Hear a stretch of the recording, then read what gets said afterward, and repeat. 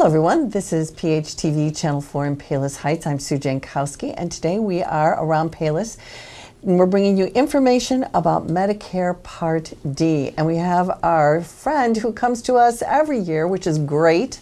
And you've seen her maybe in the library too. That's Diana Ducey. Hi, Diane. Hi, Sue. Nice to see you again. It's so nice to have you here because Diana is such a great source of information about Medicare, and specifically today, Medicare Part D. And Diane comes to us from Ducey Insurance Services. So she has a great wealth of knowledge about this. I'm just amazed at all the questions that you can answer. And sometimes all the ins and outs of all the Medicare things can be overwhelming when you're just getting started, or even if you're kind of in the system, so to speak. So this is really great. We're going to learn about the Medicare prescription drug program today. So I guess, first of all, let's talk about what is Medicare Part D exactly. Okay, perfect, Sue. Actually, Medicare Part D is a part of Medicare, but it offers prescription drug coverage. Because as you probably know, Medicare Part A covers inpatient hospital stays and skilled nursing and some other things. And Medicare Part B helps us with our physician care, whether it's in or out of the hospital. But neither of those two parts of Medicare cover outpatient prescription drugs. So way back, not way back, but 12 years ago in 2006, Medicare Part D, the prescription drug program, became available. And what's interesting about Medicare Part D is that we just don't get a Medicare card in the mail that says, oh, here is your Medicare Part D plan. No. Right? No. You actually have to choose from an insurance company that's been authorized by Medicare to provide a Medicare Part D plan. And I think, when you're new to all of this, you're like thinking, hey, I have Medicare. That takes care of everything, but it doesn't. Right. You have to select something. Okay, so I know there's specific times normally for joining into the various programs, and I'm assuming maybe Medicare Part D is the same way. Right. So the Medicare Part D enrollment period, the initial enrollment period, is the same as for Medicare A and B. 3 months before a person turns 65, the month that they turn 65, and up to 3 months after. So if they want that Medicare Part D coverage when they're 65, they need to enroll in it before that birthday month. However, once you enroll in a Medicare Part D plan, you have an opportunity to change that plan every year. And that's what's going on now during the annual open enrollment period. And that began October 15th, and it runs through December 7th. Okay. So during this period of time, a person can change their Medicare Part D plan. And you may say, well, why would someone want to change? Right, exactly. Because the Medicare Part D plans change. So every year by September 30th, Medicare Part D plans notify their members of the changes for the following year. So when these people receive the packages by September 30th, the hope is that they will review the plan, see if they really want to stay in it for next year, and if they don't, they can start shopping. And they can look actually for a different Medicare Part D plan and then make that plan change between October 15th and December 7th for January 1st. Okay, and so you would change it if you get your material and review it. The primary reason you would change it would be they don't cover your prescription drug anymore? Or they don't cover it in the most economical way. Okay. Or they don't cover the drug, or maybe their premium went up quite a bit, or their co-pays, or the deductible. So we could talk about that a little bit. So Medicare Part D plans, for people who don't know, there are 4 phases of coverage. And there is a deductible, first of all. And what's confusing is some plans use the deductible and some plans don't. But the deductible for next year, the maximum is $415. So some plans have that deductible. And then once that deductible is met by a person purchasing their covered drugs at their at their pharmacy that's participating, then after the deductible, then they're in this initial coverage limit where the plan then helps them with the cost of the drugs. So a person may have a co-payment, a fixed dollar amount, or a co-insurance that they pay for the cost of the covered drug, and the insurance company pays the balance. And this takes place throughout the calendar year, and it ends December 31st unless a person reached the end of their initial coverage limit during the calendar year.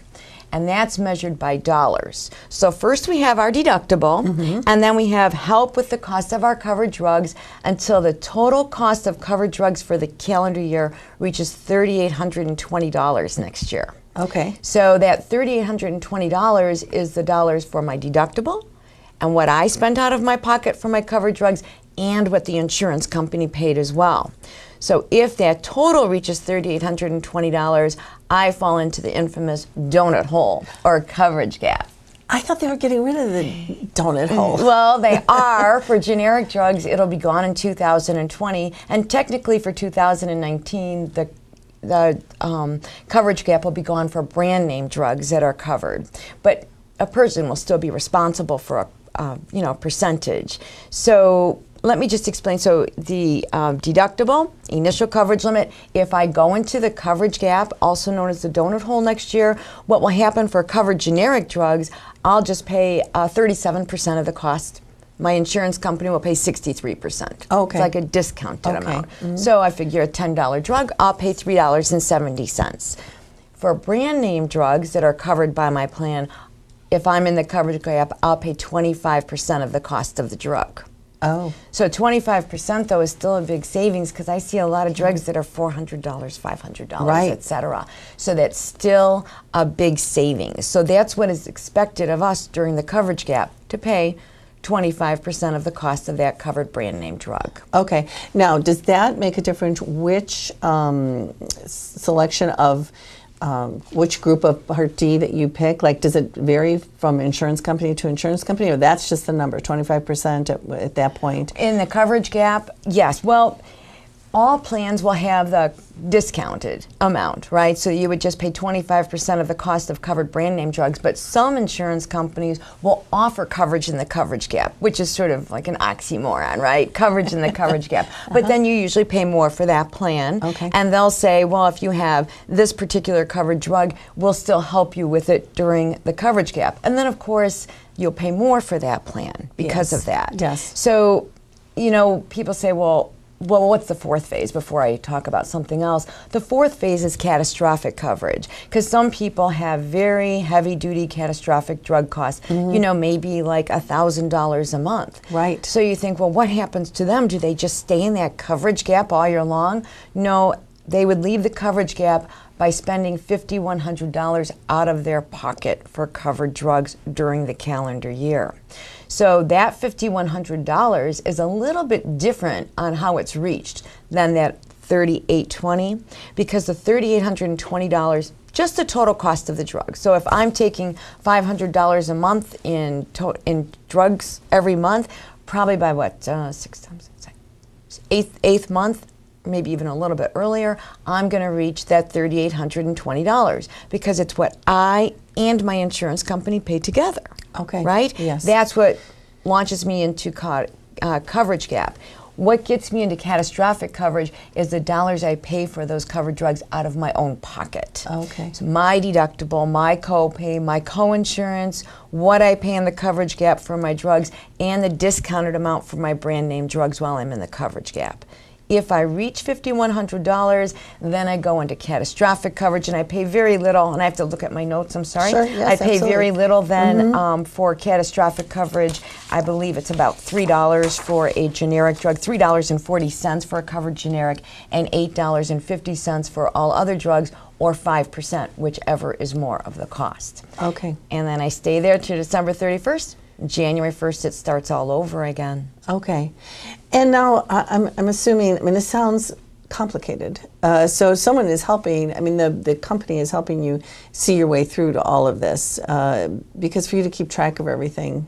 Oh, absolutely.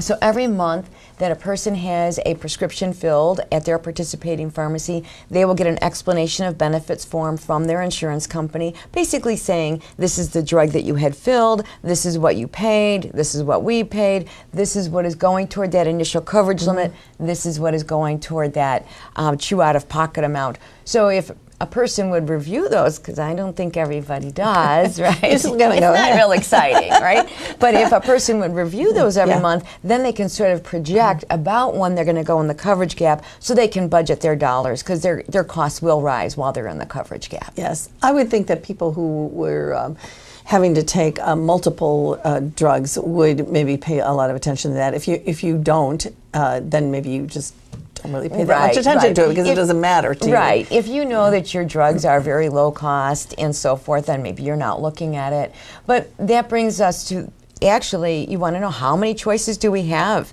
And there are 27 drug plans to choose from in 2019. Wow, that's so many. Yeah. So now how do you, is there like a chart somewhere you look at and you can kind of figure out which one you should choose? Yeah, there is a chart. Okay. And the chart is located in a couple different places. One is in this book. I don't know if it's okay if I hold it Yes, up. sure, yes. The Medicare and You book that, every Medicare beneficiary should have received about a month ago. And I believe the Medicare prescription drug plans are all listed on page 121 of that book. So a person could look and say, oh, look at that insurance company offers a few, and I like that insurance company, and they can call them and get some information. However, and that's a great tool, especially when it's just sitting there and you want to browse and take your time, so you're really sure you're getting the right plan for you. Well, it's a start. Yeah. It's a start because the Medicare.gov website, it has an excellent software program, and I get excited about that, and actually when people see it work, they get excited too. So Medicare.gov, that's the official website for Medicare, not Medicare.com, but .gov, G-O-V. They can go there, and on the first page, it's a little green box that says Find Health and Drug Plans. They can click it, and then it'll show a basic search. So I always just say, just do the basic search and put in your zip code. They don't need your name and everything for this. Like a homework lesson, right? So a person could put in their zip code, and then it'll prompt them. Oh, do you get original Medicare? Say yes. Do you get extra help? A person can say no, or I don't know. And extra help, by the way, is a federal program to help people with limited income and resources. It helps them pay for their prescription drugs and their plan. And then it says, what's the last question? Oh, would you like to put in your drugs? And then, of course, if a person's taking some, they should say yes. Yeah. And so then it'll ask them to put in the name of the drug. So what I always say is get out the bottles, right? Because, even though a person may be taking, like, say, lisinopril, sometimes there's extra letters after that, right? That a person would not normally think about. So they can write the exact prescription in, the exact dosage, and the exact strength, and then they can formulate a list. And maybe it's 1 or 2 drugs. Maybe it's 10. Maybe it's more.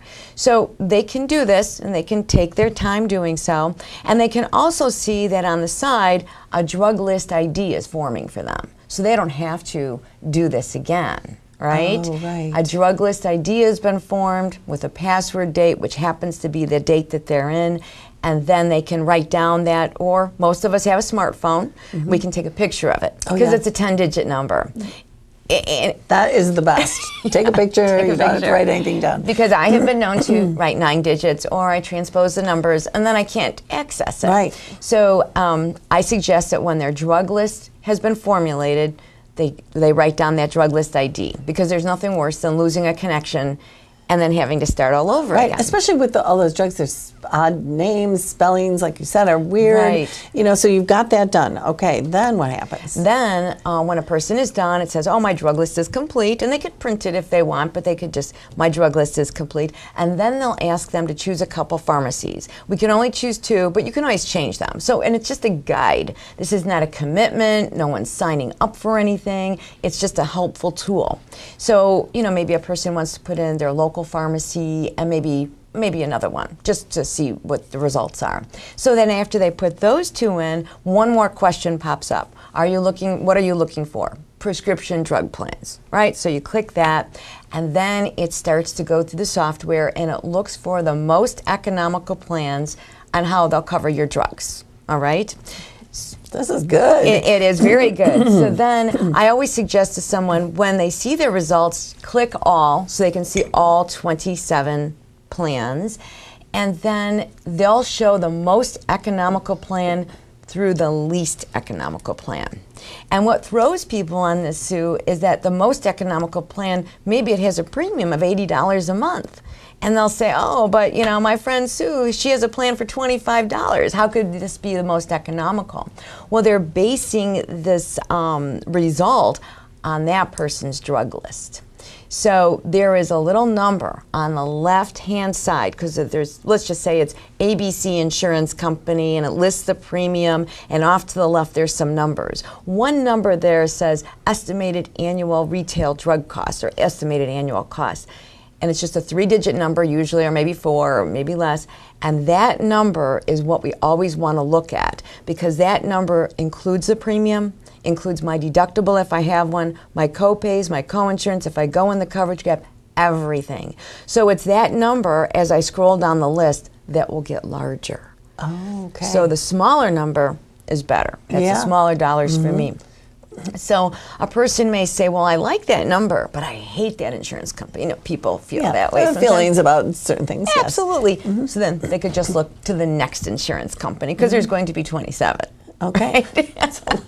But a person then should feel free to just click the name of that insurance company, and then a beautiful 3 to 4 page document opens up, and it shows you exactly what you'll pay for that drug in the deductible, initial coverage limit, coverage gap, and catastrophic coverage.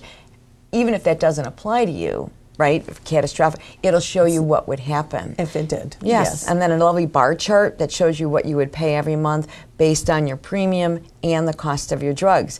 Now, I know I do this every day, right? So if a person looking at it first says, oh, this is overwhelming, that's okay. You've written down your drug list ID, or you've taken a picture, and you've taken a picture of the date that you're in there. Walk away. Come back later on. Yeah, right. That's great advice. It can be overwhelming to try and figure everything out. And if, well, at least I do, if I start to get overwhelmed, sometimes you get frustrated. You do. And then you don't want to do it. Right. So just walk away knowing that you can go back later on. Right. And if you have questions, and if you say, I don't want to do this, then there's help that we can get, right? We could call 1-800-MEDICARE, and they can help us choose a plan. And then we could even enroll on the phone with them. If I like one of those 27 plans that I see, I can call the non-member number and request a package. If I look it over thoroughly and say, well, I know that this is the plan I want, I could click enroll.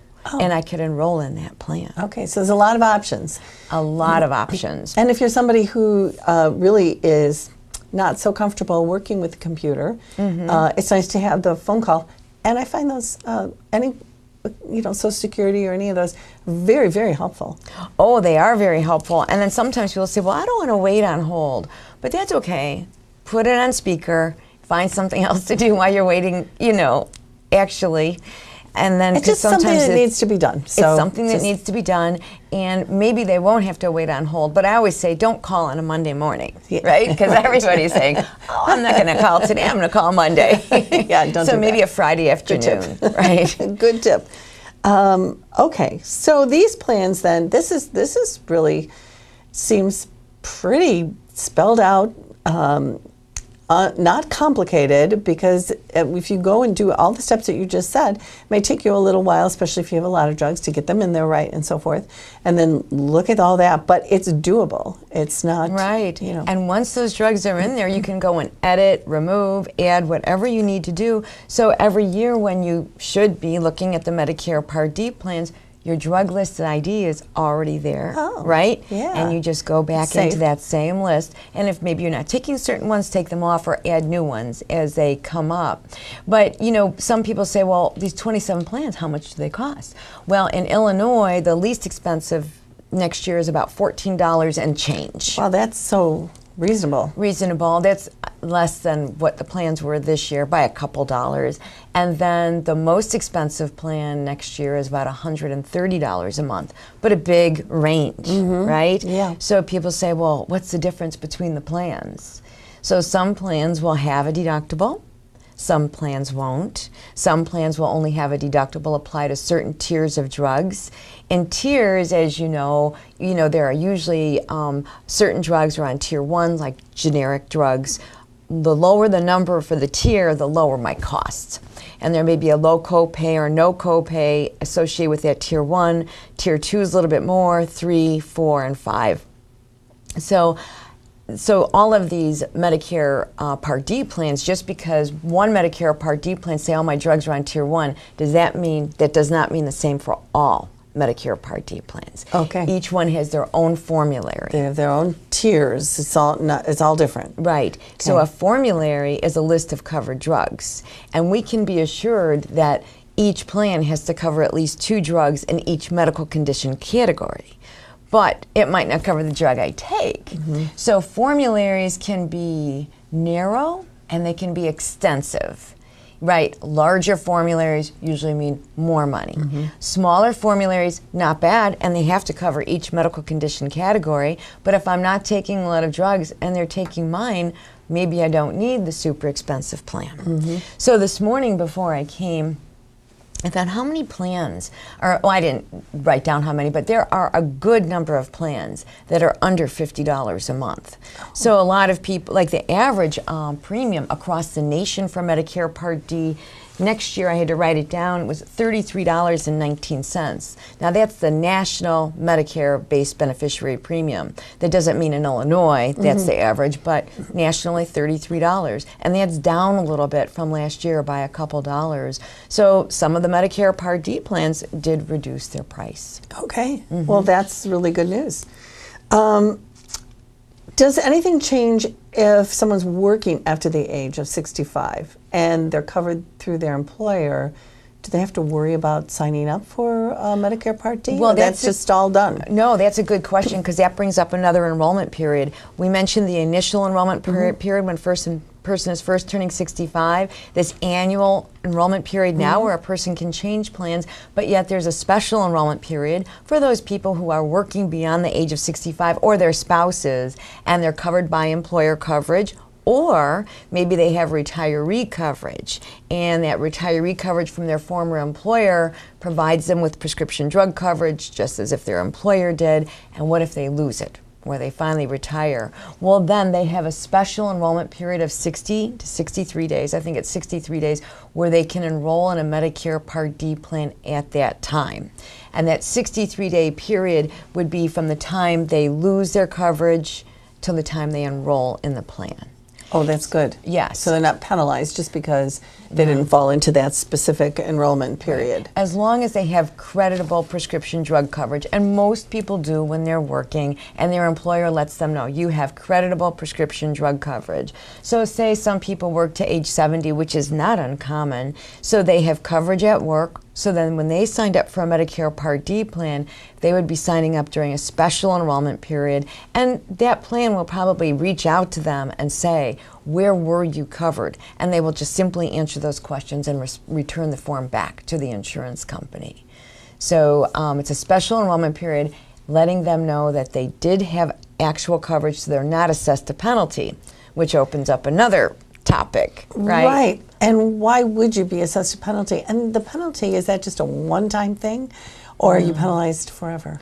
It's a lifetime penalty. Oh, okay. So that's not good.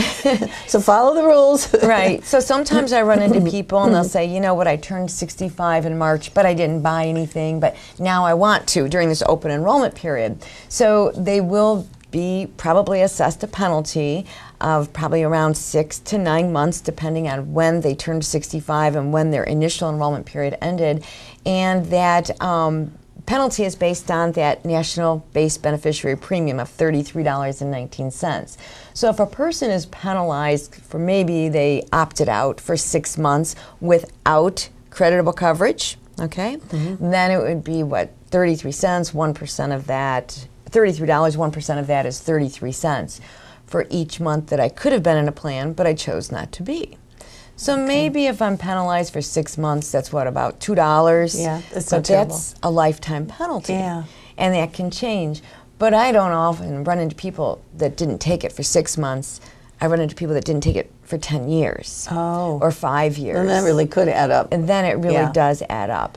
And it is good to know that for people who qualify for that extra help program that I mentioned earlier, if they qualify for extra help because they have limited income and resources, they don't get that penalty if they had not bought a plan. And they don't go into the coverage gap where other people do. So their costs are minimized.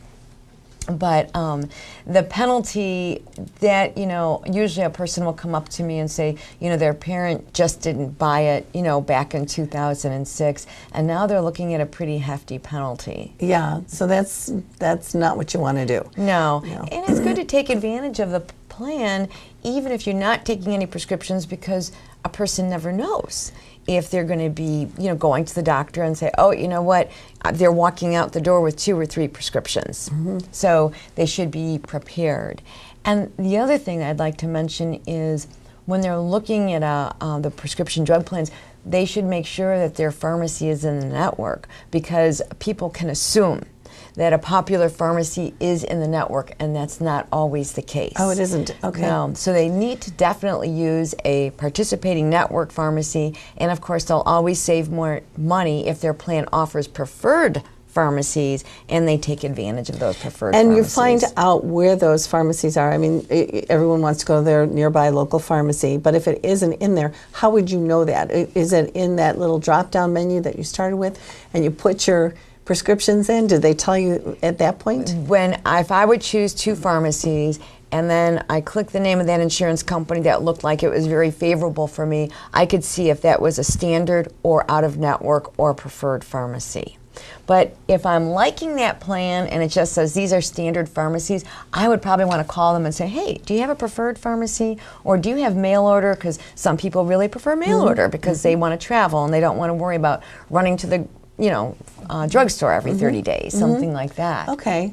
So you should call then at that point. You should call the whoever you select and make sure that your pharmacy is there. Right. And that if you want the mail order, that they have that as well. That they have a mail order as well. And then ask questions. And I think all of them have to. During this time period, they have longer than normal hours. So people don't have to wait to 9 o'clock or something like that to call on a Monday morning. They can call probably at 6 o'clock or 7 o'clock. And I would recommend that. I would find their hours and call later in the evening. Oh yeah, Okay. Because Or people early wake in up the and just want to make those phone calls Right.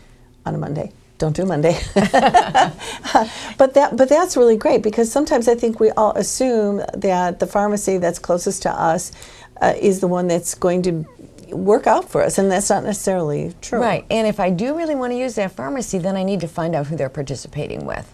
And maybe the good person to ask would be the pharmacist at that point. But I just wanted to mention a couple other things before we end. A lot of people have a Medicare supplement with their Medicare A and B, and they automatically assume that the drug plan from that company is the best one for them. And actually it may be, but they should really look at the Medicare.gov website and put their drugs in to make sure that that plan is the best, because they don't have to buy their supplement and the drug plan from the same company. They do not have to do that. Okay. No. So it could be and different. a lot of husbands and wives will say, oh, we want, this together. Well, you're going to get separate bills anyway, or it's going to be deducted separately. So get the best plan that works for you. Okay, because it might be the husband needs these, the wife needs this. Absolutely. And it's so different that you could be saving money by not choosing the same one. Oh, some people can save hundreds of dollars by doing that little research where that people say, oh, I don't really want to do this. If it takes you 2 to 3 hours and it saves you a few $100s over the year, it's a pretty good return on that investment of your time. It really is. Okay, so now we are in this period of time right now, October 15th. So that's just started to December 7th. So we have just a little shy of 2 months to be looking into this. And don't wait till December 6th to do it, in case you have some problems. But I'm sure there are people that do, and that's okay, because they do have through December 7th, and then their change becomes effective January 1st of next year. But some people like to, like I mentioned, calling Medicare, but there's also what are known as SHIP reps, Senior Health Insurance Program reps, and they're located like at Payless Hospital, Christ Hospital, and I believe there's some SHIP reps at Plows in Payless. Okay, yes, I think you're probably right about that. So these people, the Senior Health Insurance Program people, are there just to walk you through this, help you Well, I figure think it out. they're to help with other things as well, but a person can reach out to them, make an appointment, and they are either employees or paid volunteers by the state. So they're not, they're just basically doing the same software program that I would do or you would do, but they just have more experience doing it than maybe the person sitting at home thinking, gosh, I go to Medicare.gov, and that's okay if they don't want to do it, because there is help out there. Yeah, I mean, that's the most important thing. I think sometimes looking at insurance to me can be very overwhelming, because you don't know, there's so many plans, there's so many companies, so many prescription drugs and so forth. You just feel inadequate sometimes. So I think sometimes either doing the phone call, calling these SHIP representatives, that can really help you hold your hand through that process, I think. Right. Yeah. And also, now, if anybody, viewers, have a question, can they feel like they can call you? Oh, sure. Okay. Sure, that'd be fine. Okay. Well, we're going to put Diane's number up. You can give her a call. I mean, Diane is just a wealth of knowledge and can just at least steer you in the right direction and give you a little bit of guidance if none of these other things work out. But you do have a lot of options about how to get help, and maybe you don't need help at all. It sounds like, you know, you get on the computer and you really look at things, and like you said, take a break now and then, and make your decision based on what's good for you. Right, right, absolutely. And a lot of people, very well-meaning, will say, oh, you should buy this plan, this is what I have, but they may not take the same prescriptions. Right. Yeah, so then, you know, the person's just trying to be helpful. They are. But, you know, actually is just spending a little time or calling Medicare or a ship rep or their own agent. There are lots of different ways to get help. Okay, yeah. Okay. And what's good for you, people do that. Oh, I only pay this much, and you pay that much? Oh, my goodness. Yeah. You can't go by that. Just go by what is important to you and what you need. That's right. So that's great. Diane, thank you so much for bringing us this information about Medicare Part D and this enrollment period, which does end December 7th. Thanks for being with us. We always enjoy the visit. Okay, thank you for having me, Sue. Thanks. Have a good day. You too. And thanks for watching us. Bye.